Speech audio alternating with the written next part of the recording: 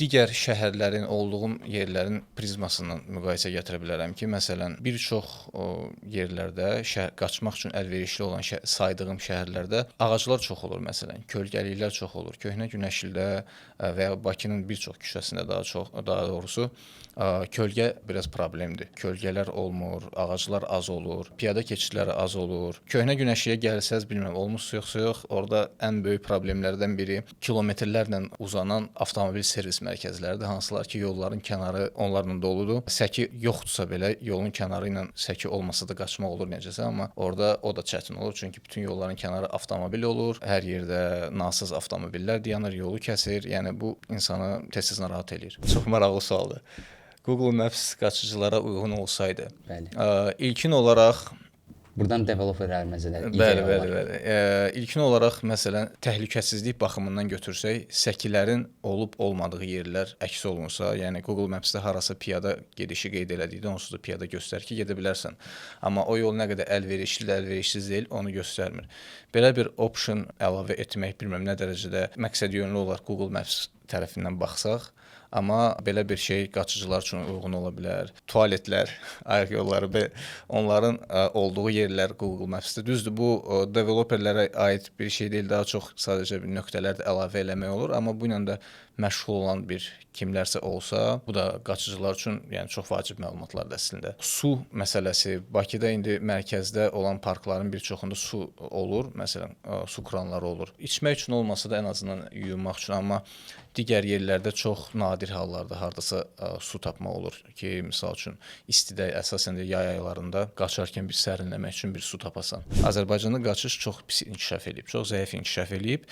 Bunun da müxtəlif səbəbləri var. İndi hamısına bir-bir getmək istəmirəm. Bunlardan əsaslarından da biri odur ki, insanlar tək qaçış yox, digər idmanları da əgər idmandırsa, sən peşəkar idmançı olmalısan yanaşması ilə dəyərləndirir ki, bu da mənim fikrimcə tamamilə səhv yanaşmadır. Çünki özüm də qaçışla məşğul olmağa başlayandan hər dəfə yaşadığım ərazidə qaçarkən və ya şəhərdə hardasa qaçarkən insanlar tez-tez əvvəllər daha çox təbii ki, soruşurdular ki, nə idmanı ilə məşğulsan, futbolçusanmı, idmançısanmı? Halbuki insanlar anlamalıdır ki, qaçmaq idmançı olmaq demək deyil. Qaçmaq bir hobbidir, həyat tərzidir və ilk növbədə təbii ki, düşüncədən gəlməlidir. Bu çəkinirlər ilk növbələrdə, yazırlar ki, bəs mən heç vaxt qaçmamışam, mən qaça bilmirəm, idmanla məşğul olmamışam, çəkinirəm və yaxud da ki, biz klub olaraq, icma olaraq bir yerdə qaçanda 20-30 nəfər məsələn, kimsə kənardan deyir ki, eşidirik ki, ayda mən də qaça bilsəydim, onlardan qaçardım. Biz elə olanda çalışırıq insanları dərhal onlarla kontakt yaradaq ki, yox, yəni o qədər çətin deyil, o qədər qorxulu deyil. Gəlin yoxlayın, həmişə deyirik ki, müəyyən qaçışlar eləyirik ki, orada heç bir sürət, heç bir təcrübə, heç bir bacarıq önəmli deyil. Gəlin yoxlayın. Hər kəsə salam, Urban Planning Fest podkastına xoş gəlmisiniz. Mən podkastın müəllifi və aparıcısı Kənan Qasımov. Bu platformamızda bir şəhər planlaşdırmasını anlaşılan və sadə dildə müzakirə edirik. Bugünkü qonağımız hibrid atlet, Qaç Running Club-ın təsisçisi, küçə fotoqrafı və podkaster Salamov Nicatdır. Nicat bəy, sizə xoş gəldiniz. Xoş gördük. Çox sağ olun dəvətiniz üçün. Əksər insanlar şəhəri avtomobildən görür. Halbuki qaçan insanlar küçələri şəkildə fərqli hiss edirlər. Siz minlərlə kilometr qaçmısınız. Qaçmaq sizə şəhər haqqında insanların avtomobillə heç vaxt hiss eləmədiyi hansı detalları göstərib? Qaçmaq ilk növbədə şəhəri daha yaxından tanımağa kömək eləyir mənə. Yəni şəhərin heç vaxt görmədiyim hissələrini qaçaraq görmüşəm və o hissələri avtomobillə də çox az bir insan görə bilər. Bu belə deyim, müsbət tərəfidir. Mənfi tərəfi də biraz odur ki, şəhərin əlverişsiz tərəflərini də daha yaxşı görürsən. Avtomobil sükan arxasında oturanda daha çox yəqin ki, indi mən avtomobil sürücüsü deyiləm, çox sürən adam deyiləm. Daha çox yəqin ki, yollarda olan problemləri görə bilərsən maksimum, amma şəhərin insanlara olan təsir göstərən mənfilərini, problemlərini görmürsən. Qaçarkənsə bunlarla tez-tez qarşılaşırsan. Mən Firdovsi Kərimova da eyni sualı vermişdim. Sizə də eyni sualı yönləndirmək istəyirəm. Yaxşı qaçılan bir şəhərlə, yaxşı qaçılmağa uyğun olmayan şəhəri nə ayırır? Bir neçə şəhərlərdə qaçmışam, həm bir neçə ölkədə qaçmışam mən. Mənim fikrimcə yaxşı qaçılmağa uyğun olan şəhər o şəhərdir ki, hansında ki sən qaçırsan və tutalım ki, qaçışa fokus olmaq istəyirsən və sənin fokusunu heç nə yaymır. Yəni hansısa bir fiziki məhdudiyyətlər, baryerlər sənin fokusuna təsir göstərmir. Və qaçışını necəsə tutalım ki, hansısa bir məqsədlə qaçırsansa, hansısa bir məşq formatında qaçırsansa, qaçışının sürətinə də təsir göstərmir. Yəni şəhər mühiti sənin qaçışını heç cür məhdudlaşdırmır. Təbii ki, indi qaçışın da növləri var. Çox qaça bilərsən, az qaça bilərsən, amma yəni normal qaçışdan gedirsə söhbət, yəni sıravi bir vətəndaşın, bir şəhər sakininin qaça biləcəyi, atıram 5 kilometrdən gedirsə söhbət, bu 5 kilometri tək park içərisində yox, parkdan kənarlarda, yaşadığın bir ərazidə rahat şəkildə qaça biləcəyin şəhər məncə qaçış üçün uyğun şəhər sayılır. Uzun məsafəli qaçışla qısa məsafəli qaçışın arasındakı fərqi sizdən soruşmaq istəyərdim. Uzun məsafə təbii ki, hər kəs üçün də biraz fərdi məqam ola bilər. Kimisə üçün 10 kilometr də uzun sayıla bilər, kimisə üçünsə 40, 30, 50 kilometrlər uzun sayıla bilər. Mən indi ultramarafonla məşğulam. Bu, yəni ki, 42 kilometrdən yuxarı olan bütün məsafələri əhatə edir və mənim üçün uzun məsafə qaçışı 21 kilometrdən, 20-25 kilometrdən başlayır. Yəni və bu uzun məsafə də o deməkdir ki, uzun məsafəni qaçarkən insanlar məsələn şəxsən öz adımdan deyim, hansısa bir məhdud bir yerdə qaçmaq istəmirsən ki, insanın beynini tez yora bilir. Yəni tutalım ki, bir parkın içərisində 25 kilometr qaçmaq o qədər də həmişə xoş olmur. Qısa məsafəli qaçışsa daha aşağı məsafələrdir. Onlarla yəqin ki, uzun qaçışın əsas fərqi o olar ki, qısa qaçış üçün əlverişli yer tapmaq daha asandır, nəinki uzun qaçış üçün. Belə bir sual soruşmaq istəyərdim. Spesifik olaraq qaçmağı xoşladığınız bir küçə və ya ərazi varmı Bakı şəhərində? Yerlər var. Ərazi olaraq əslində mən Köhnə Günəşlidə yaşayıram. Bilmirəm olmusunuz orada yoxsa yox. Köhnə Günəşli mənzərəsi, havası falan çox yaxşı bir yerdir, amma qaçış üçün çox əlverişli bir yer deməzdim. Çünki səkilər ya dardır, ya da ki, səki yoxdur bir çox yerlərdə. Əvvəllər çalışırdım Köhnə Günəşlidən uzaqlaşım, uzaqda qaçım. Yəni mərkəzə gəlirdim, parklara gedirdim. Son zamanlar biraz dağ qaçışına marağım artandan sonra artıq daha çox eniş yoxuşlu yolları sevməyə başlayandan sonra Köhnə Günəşlinin də biraz artıq nəbzini tutmuşam və Köhnə Günəşli mənə əlverişli olduğu üçün orada qaçmağı sevirəm son zamanlar. Amma əvvəllər çox sevmirdim. Belə sırf küçə olaraq yəqin ki, Köhnə Günəşli biraz daha az sıx olduğu üçün digər ərazilərdən oraları küçə olaraq oralarda qaçmağı sevirəm.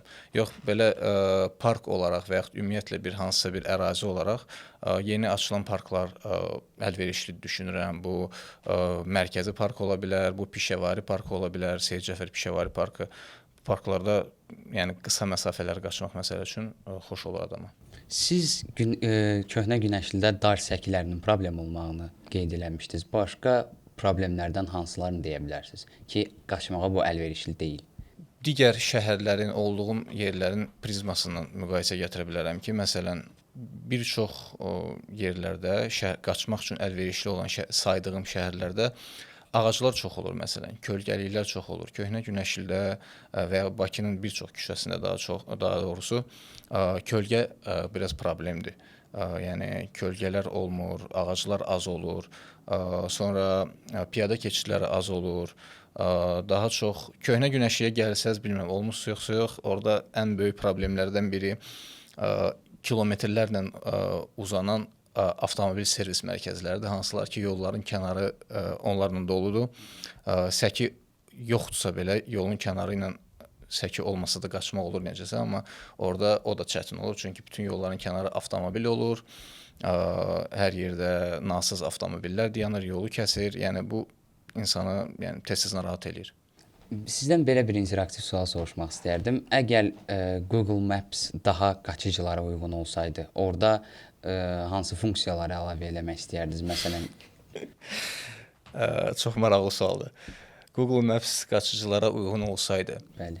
İlkin olaraq buradan developerlərimizə də Bəli. İlkin olaraq məsələn təhlükəsizlik baxımından götürsək, səkilərin olub-olmadığı yerlər əks olunsa, yəni Google Maps-də harasa piyada gedişi qeyd elədikdə onsuz da piyada göstərir ki, gedə bilərsən. Amma o yol nə qədər əlverişli, əlverişsiz deyil, onu göstərmir. Belə bir option, yəni əlavə etmək bilmirəm nə dərəcədə məqsədyönlü olaraq Google Maps tərəfindən baxsaq, amma belə bir şey qaçıcılar üçün uyğun ola bilər. Sonra tualetlər, ayaq yolları, onların olduğu yerlər Google Maps-də. Düzdür, bu developerlərə aid bir şey deyil, daha çox sadəcə bir nöqtələr də əlavə eləmək olur, amma bu ilə də məşğul olan bir kimlərsə olsa, bu da qaçıcılar üçün yəni çox vacib məlumatlardır əslində. Başqa su məsələsi. Bakıda indi mərkəzdə olan parkların bir çoxunda su olur. Məsələn, su kranları olur. İçmək üçün olmasa da ən azından yuyunmaq üçün, amma digər yerlərdə çox nadir hallarda hardasa su tapmaq olur ki, misal üçün istidə əsasən də yay aylarında qaçarkən bir sərinləmək üçün bir su tapasan. Dağ qaçışı ilə şəhər qaçışının arasındakı fərq nədir? Əsas fərq təbii ki, təbiətdir və şəhər mühitidir.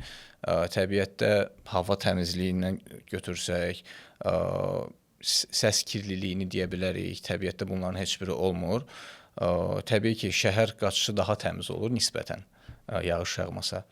Amma dağ qaçışının əsas mənim üçün üstünlüyü odur ki, orada bu dediyim kimi narahat edici faktorlar olmur. Yəni harasa bağlıdır, maşın bağlayıb ya da ki nə bilim insan sayı çoxdur, hardansa qaçmaq olmur, səki yoxdur.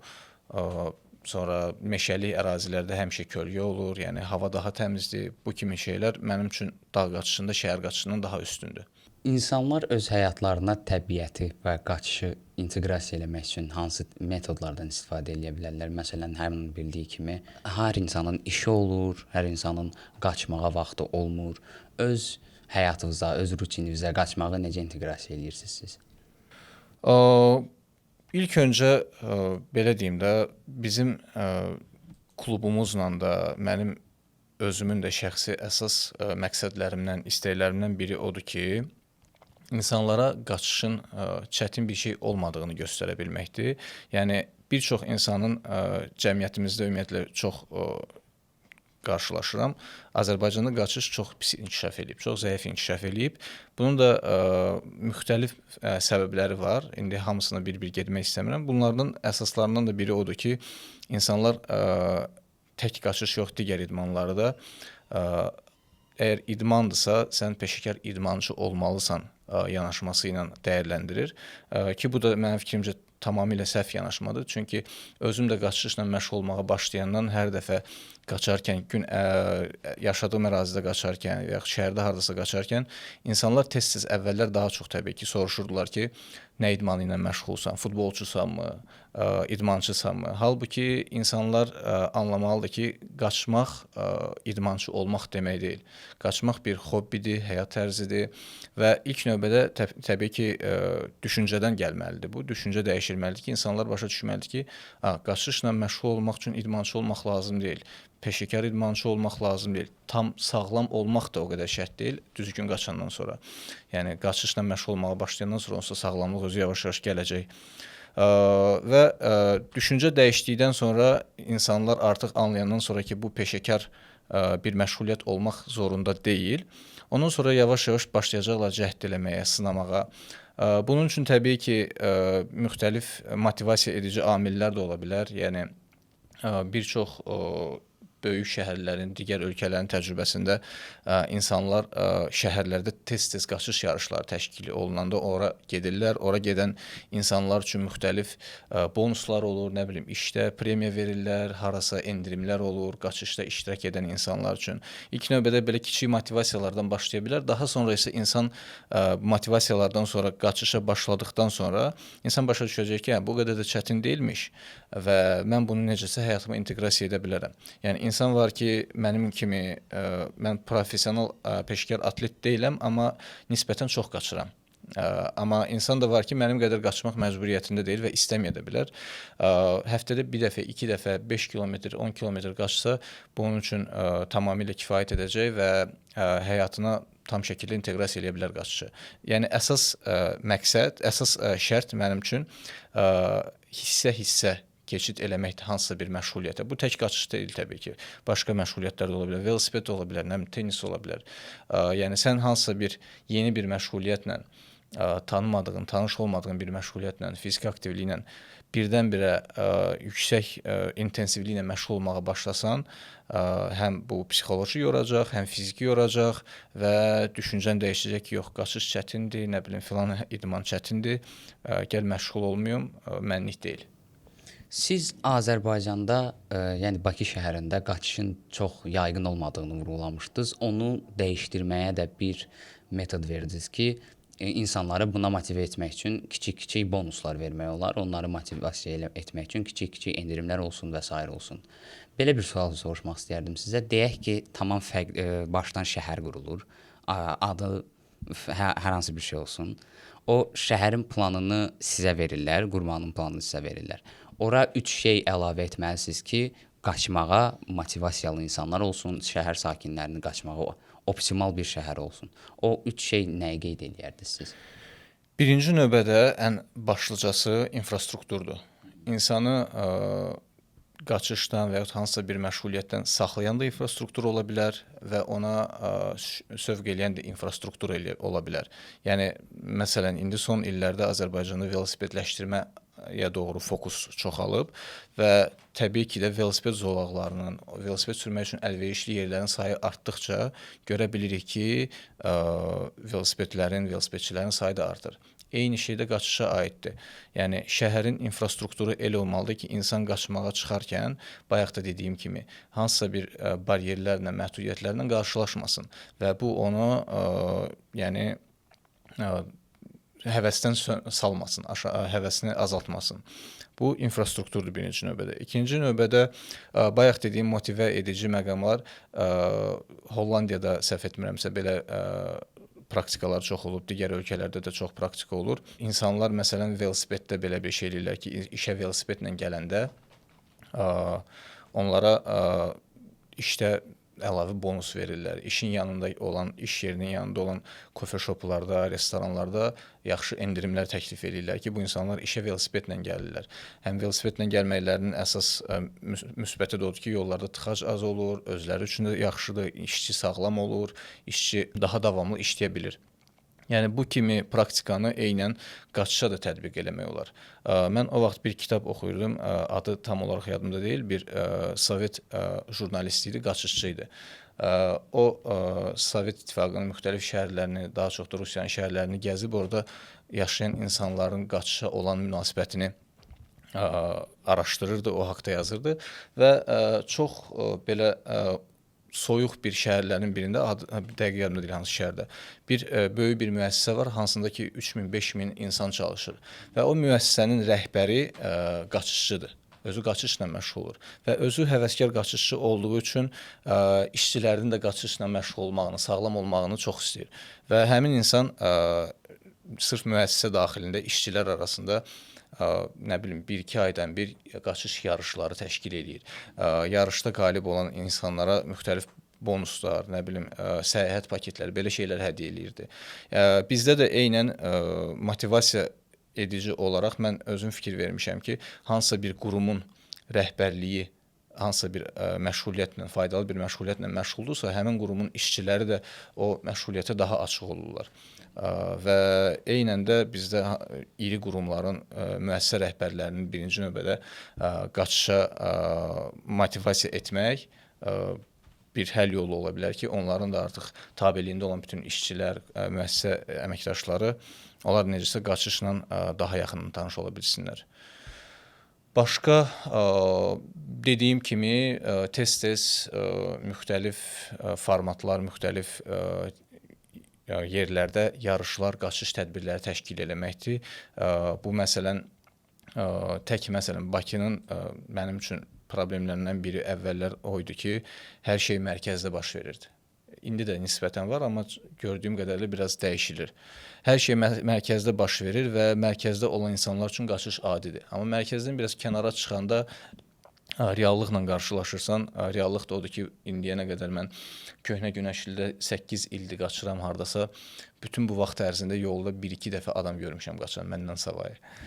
Yəni reallıq da odur ki, o insanlar qaçış yaddır, orada yaşayan insanlara qaçış yaddır və necəsə o əraziləri də bu kimi tədbirlərə daha çox cəlb eləmək lazımdır. Belə bir hal baş veribmi ki, sizdə hər hansı bir məhəlləyə və ya əraziyə girmisiniz və demisiniz ki, ya mən burada qaçmaq istəmirəm. O qaçmaq istəməmə səbəblərinizi deyə bilərsinizmi bizə?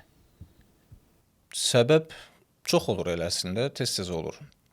Ola bilər ki, hansısa məhəllədən keçirsən, adicə Bakı üçün, yəni tək Bakı üçün yox, bir çox yəqin ki, postsovet ölkələrin şəhərləri üçün belə bir şey aktual ola bilər.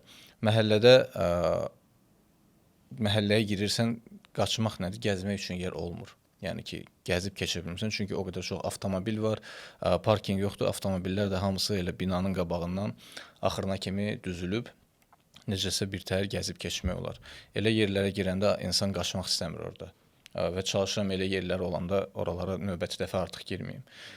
Tez-tez yol problemi ola bilir. İndi şəhər reallığında yaşayırıq. Qaçışda da yol qaçışı və yolsuzluq qaçışı üçün fərqli ayaqqabılar olur.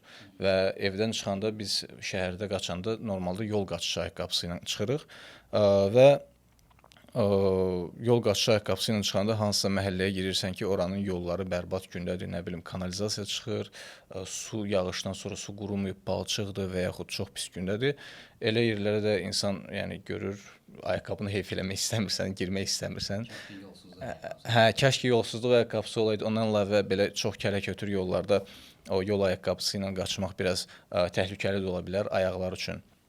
Bu kimi yerlər görəndə çalışıram elə yerlərdən çəkinim. Yəni daha çox bu tipdə olur. Bakının ən aktual problemlərindən biri olan tıxaca toxunmaq istəyərdim mən.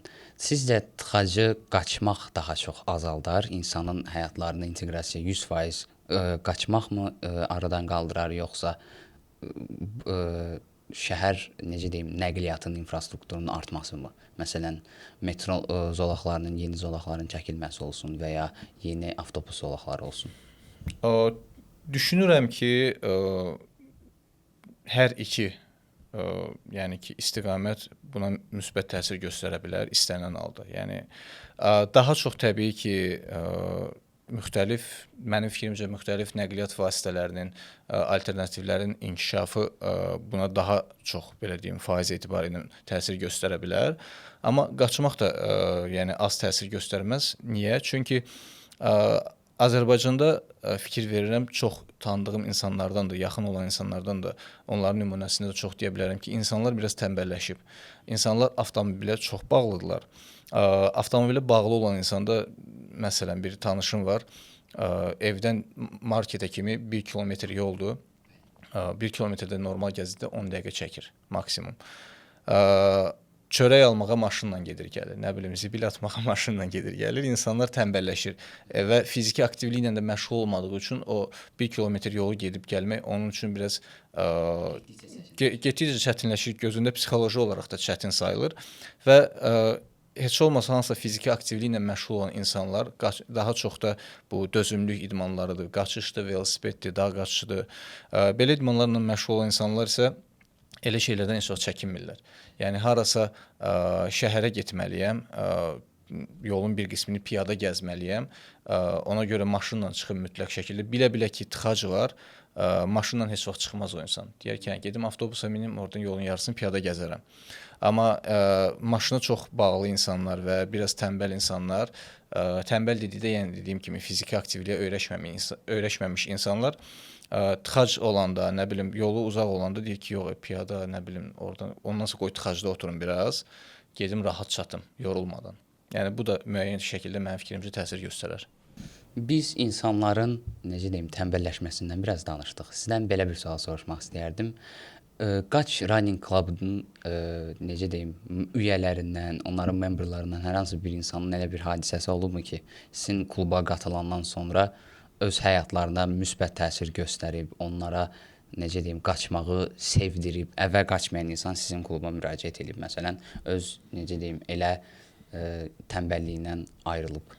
Əslində çox olub elə, yəni bizə qoşulan insanların arasında çox insan olub ki, çəkinirlər ilk növbələrdə, yazırlar ki, bəs mən heç vaxt qaçmamışam, mən qaça bilmirəm, idmanla məşğul olmamışam, çəkinirəm və yaxud da ki, biz klub olaraq, icma olaraq bir yerdə qaçanda 20-30 nəfər məsələn kimsə kənardan deyir ki, eşidirik ki, ayda mən də qaça bilsəydim onlarla qaçardım. Biz elə olanda çalışırıq insanları dərhal onlarla kontakt yaradaq ki, yox, yəni o qədər çətin deyil, o qədər qorxulu deyil. Gəlin yoxlayın, həmişə deyirik ki, müəyyən qaçışlar eləyirik ki, orada heç bir sürət, heç bir təcrübə, heç bir bacarıq önəmli deyil. Gəlin yoxlayın. İndi mən öz idman təcrübəmə əsaslanaraq insanlara çalışıram maksimum şəkildə sağlam qaçışa başlamağı göstərim ki, düzgün isinmə eləsinlər, düzgün zədədən kənar, zədə riski olmadan məşq eləyə bilsinlər və qaça bilsinlər. Amma insanlarda təbii ki, o qorxu olur və çalışırıq biz o qorxunu insanlarda necəsə belə deyim, yox eləyək ki, insanlar qorxmadan gəlib qaçışı yoxlaya bilsinlər. Və bizdə də çox olub ki, o elə qorxan, çəkinən insanlar gəliblər, görüblər ki, o qədər çətin deyilmiş. Biz elə eləyirdik ki, insanlar ilk 3 kilometrini qaçsın. O qədər çətin deyilmiş. Mən heç bilməzdim ki, mən 3 kilometr qaça bilərəm. Dayanmadan və yaxud dayanaraq fərqi yoxdur. Çox insan olub ki, deyir ki, mən heç bilməzdim ki, mən 1 kilometr qaça bilmərəm. Çünki qaçışda belə bir şey var ki, insanlar qaçış deyəndə hamının ağlına Hüseyn Bolt gəlir, yəni sprint. Halbuki sprint qaçışı ilə Hüseyn Boltun qaçışla bizim qaçdığımız qaçış təmiz fərqli idman növləridir. Və insanlar bunu bilmir. Elə bilirlər ki, qaçanda elə qaçmaq lazımdır. Və gəlirlər bizlə məsafə qaçışına başlayırlar Hüseyn Bolt kimi qaçmağa. 200 metrdən sonra yorulurlar, deyirlər, ayda mən qaça bilmirəm. Biz insanlara çalışırıq göstərək ki, qaçmaq tələsmək deyil, qaçmaq səbr idmanıdır. Yəni ən çox səbr tələb edən, təmkin tələb edən idmanlardan biridir. Ona görə belə nə qədər insan olub ki, gəliblər ilk 3 kilometrini, ilk 5 kilometrini, sonra ilk marafonunu qaçanlar olub. Bizim üçün bu çox vacib bir şeydir. Çünki nə qədər çox qaçışı sevən, həvəskar qaçışı sevən insan olsa, o insanlar başqa insanları da həvəsləndirir, öz dost-tanışlarını çağırırlar, gətirirlər, qaçırlar. Və insanların görmüşəm ki, bizim kluba gəlib avtomobildən daha az istifadə edən insanlar var. Velosiped, yəni qaçmağa gəlirlər, təbii ki, tək qaçış deyil idman. Velosipedi həvəs göstərirlər, başlayırlar velosiped alırlar, işə velosipedlə gedib gəlirlər. Daha çox belə deyim, aktivlik tələb edən şeylərdən çəkinmirlər insanlar. Və bu da düşünürəm ki, onların da həyatına müsbət təsirdir. Ümumilikdə şəhər sakinlərinin ümumi belə deyim də aktivliyinə müsbət təsirdir. Biz indi beginner qaçıcılardan danışdıq. İndi biraz orta və daha professional qaçıcılar haqqında danışmaq istərdim və onların ekiprovkası haqqında danışmaq istərdim. Bildiyiniz qədərilə zaten qaçmaq yeriməkdən sonra ən natural olan insan bədəninə idman növüdür. Belə bir sual soruşmaq istərdim ki, orta səviyyəli qaçıcının professional bir qaçıcıdan ekiprovka fərqi çox da olurmu? İndi bilirsiniz, tendensiya elədir ki, qaçış biraz hypedadır və biraz yox xeyli. Və insanlar və marketinq öz işini görür. Müxtəlif peşəkar və yaxud daha az peşəkar yəni avadanlıqların, geyimlərin PR-ı çox aktiv gedir və insanlar baxırlar və təzə qaçışa başlayan deyir ki, mən o ayaqqabıdan istəyirəm. Yəni mən bundan istəyirəm. Mənim fikrimcə müəyyən bir səviyyəyə qədər ayaqqabının çox da bir yəni ayaqqabı dedikdə əsas ayaqqabıdır. Ona görə ayaqqabı deyirəm. Yəni burada digər geyimlər də ola bilər. Müəyyən bir səviyyəyə qədər çox da bir önəmi yoxdur. Təbii ki, sizin hansısa bir anatomik xüsusiyyətiniz yoxdursa, bu pronasiya, supinasiya deyilən şeylər var. Ayağın əyilməyi, sonra hansısa bir elə bir xüsusiyyət ola bilər ki, onun üçün xüsusi ayaqqabı lazım ola bilər, xüsusi içlik lazım ola bilər, dərinin xüsusiyyətinə görə xüsusi materialda bir geyim lazım ola bilər. Yəni bunları çıxsaq, bunlardan savayı bir müəyyən bir səviyyəyə qədər geyimin çox da bir önəmi yoxdur. Və müəyyən səviyyə dediyim nədir? Yəni sən idman ustasına qədər nəticəyə kimi orta, yəni normal büdcəli geyimdən istifadə edərək çata bilərsən ki, belə nümunələr çoxdur. Çox insansa ayaqqabı, bahalı geyimlər alır, elə bilir ki, bu onların nəticəsini çox qabağa salacaq, halbuki elə deyil. Mən özüm ilk 3-4 il ərzində heç qaçış ayaqqabısı ilə qaçmamışam. Yəni sadəcə ayağıma rahat olan bir ayaqqabı olub, geyinmişəm, o ilə qaçmışam. Sonradan ancaq başlamışam qaçış ayaqqabılarına keçməyə, çünki mənim üçün əsas fərqi odur ki, qaçış ayaqqabılarının biraz dözümlülüyü daha çox olur, daha çox geyinmək olur. Çünki məndə ayda 300 kilometr qaçanda 2-3 aydan bir gərək ayaqqabı dəyişim. O da mənə çox sərf eləmir. Belə bir sual da soruşmaq istəyərdim. Bildiyiniz qədərilə running club açmaq o qədər də asan iş deyil. Running club açmış bir adam olaraq sizdən soruşmaq istəyərəm ki, öz necə deyim, ərazisində öz kiçik bir running clubunu qurmaq istəyən insanlar üçün, gənclərimiz üçün hansı tövsiyələr verə bilərsiniz? Running club təsis eləmək həm asandır, həm asan deyil. Asandır nəyə görə? 3 nəfər yığışaq, adını qoyaq running club, bu qədər. Yəni bunun heç bir tələbi yoxdur. Çətin məqamları isə ondan ibarətdir ki, sən ilk növbədə nə etdiyini, hansı məqsədlə bunu etdiyini çox yaxşı anlamalısan. İnsan var ki, bunu xayb üçün edə bilər, biznes üçün edə bilər ki, bu da normal bir şeydir.